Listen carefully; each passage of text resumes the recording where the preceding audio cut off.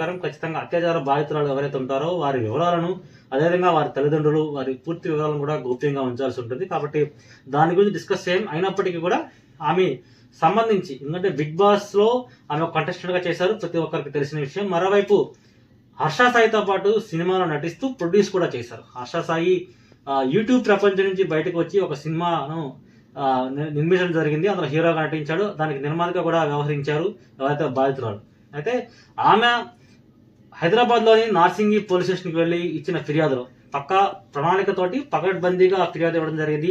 అడ్వకేట్తో పాటు నార్సింగి పోలీస్ స్టేషన్కి వెళ్ళారు. పూర్తిగా అసలు హర్ష సాయి కేసులో ఏం జరిగిందని ప్రతి ఒక్క విషయాన్ని క్షుణ్ణంగా పిన్ టు పిన్ డిస్కస్ చేద్దాం.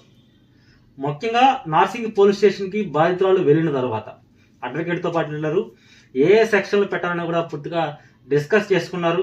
అయితే మొత్తం 4 సెక్షన్ల కింద కేసు నమోదు చేయడం జరిగింది. అందులో అత్యాచార కేసు కూడా ఉంది.